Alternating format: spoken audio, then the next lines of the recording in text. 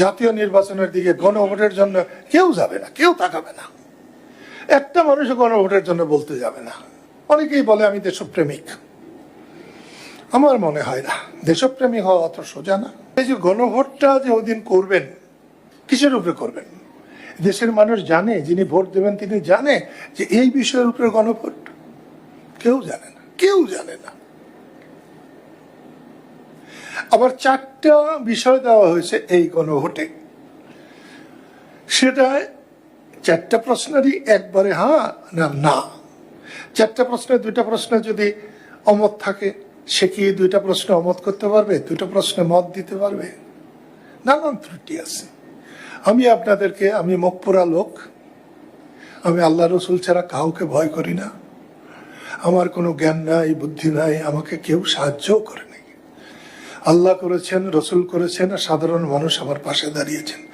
আজকে সাধারণ মানুষ আমার পাশে দাঁড়ায়। আমার পিতা আব্দুল আলী সিদ্দিকী আর আমার রাজনৈতিক পিতা বঙ্গবন্ধু শেখ মুজিবুর রহমান।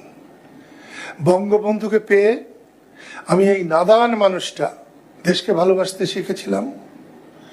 আজকে দেশপ্রেম, অনেকেই বলে আমি দেশপ্রেমিক। আমার মনে হয় না দেশপ্রেমিক হওয়া অত সোজা না। আমি বঙ্গবন্ধুকে ভালোবেসে দেশকে ভালোবাসতে শিখেছিলাম। আমি মায়ের পাগল, মাকে ভালোবেসে আমি দেশকে ভালোবেসেছি। আজকে আমার কাছে মা আর দেশ কোনো পার্থক্য নাই। আমি 16 বছর পরে যখন ঢাকা এসেছিলাম, আন্তর্জাতিক বিমানবন্দরে আমি গড়াগড়ি গিয়েছিলাম প্রচন্ড রৌদ্রের মধ্যে। তখন 1:30 বেজেছিল, 16ই ডিসেম্বর। আমার গায়ে কোনো গরম লাগেনি, কোনো ফোসকা পড়েনি। 16 বছর ইন্ডিয়া ছিলাম, ভারতে যথেষ্ট সম্মান পেয়েছি। ভারতে একদিনের জন্য আমার মাথা ব্যথা মুক্ত আমি ছিলাম না, একদিনের জন্য। কিন্তু ঢাকার বিমানবন্দরে যেদিন আমি গড়াগড়ি গিয়েছি, তারপর থেকে আপনার কাছে এখন এসেছি, আমার কোনো মাথা ব্যথা নেই। এটাই হচ্ছে আমার দেশ।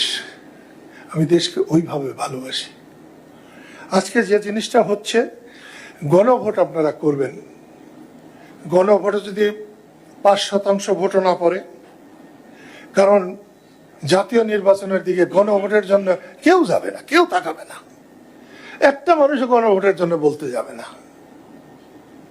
যদি বিএনপি না বলে, তাইলে অন্তত পক্ষে 30% ভোটার উনি আর ভাবতেও যাবে না। আওয়ামী লীগকে যদি ইলেকশন করতে না দেন, তাহলে আওয়ামী লীগের 43-44% সমর্থক, তারা এদিকে ফিরেই তাকাবে না। এবার আবার শুনতেছি আপনারা জাতীয় পার্টিকে বলে ব্যান করতে হবে। তাকে যদি ব্যান করেন, 14 দলকে ব্যান করেন, জনাব ইউনূস সাহেবের সরকার আমাদেরকে খরচের খাতায় ফেলে রেখেছে, এ পর্যন্ত ডাকে নাই যে আমরা একটা নিবন্ধিত রাজনৈতিক দল।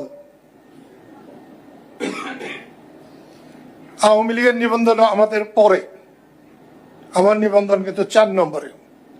আপনারা দয়া করে ডাকছেন, আমি খুব খুশি হয়েছি। আমার দোয়া যদি আল্লাহ তাআলা কবুল করেন, তাহলে আপনারা আমার দোয়া পাবেন।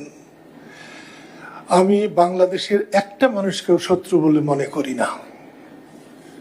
শেখ হাসিনার সাথে আমার ব্যক্তিগত কোনো বিরোধ নাই। আজকেও দেখলাম কে যেন একটা ওই ইউটিউবে বলতেছে আমি শেখ হাসিনাকে মায়ের মতো দেখি। না, আমার মায়ের মতো শেখ হাসিনা না, কিন্তু আমি আমার মায়ের মতো সম্মান করি তাকে। আর বিশেষ করে মেয়েদেরকেই আমি মায়ের মতো সম্মান করি। এই যে আমার বোন বসে আছে, আমার ইমিডিয়েট ছোট, আমাদের পরিবারে, আর সবাই মোল্লা বলে যে আগে থাকে না, পিছে থাকে না। আমাদের সব ভাই বোনের আগে এবং পিছে একজন নাই।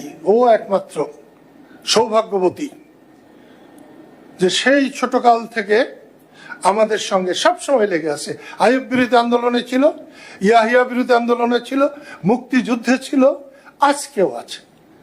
সেই জন্যে আমরা গর্ববোধ করি। সেই জন্য মেয়েরা আমার কাছে, অন্তত মেয়েরা মায়ের মতো। আমার 2টা মেয়ে আছে, ওরা যেমন আমার মা, ঠিক তেমনি সকলের একটা রিকশাওয়ালার মেয়েও আমার কাছে আমার মা। আমি সেই জন্য বলছি যে গণভোটে যদি আপনাদের 5টা ভোটও না পড়ে ভোটের দিন, 70 ভাগ 80 ভাগ ভোট যদি কাস্ট হয়, তাহলে এই যে আমার ইসলামপন্থী যারাই করলেন তাদের এই সন্দেহের কোনো কারণ নেই, কোনো দরকারই নেই। ভোট কেন্দ্রে ভোটার উপস্থিত হইলে গুন্ডার কোনো জায়গা থাকে না। ভোট কেন্দ্রে ভোটাররা না গেলে গুন্ডারা তার ভোটারের কাজ গুন্ডারা করে। এটা আমার অভিজ্ঞতা থেকে বলছি, আপনারা একমত নাও হতে পারেন। সেই জন্য একটু লক্ষ্য করবেন যে আপনাদের এই গণভোটটা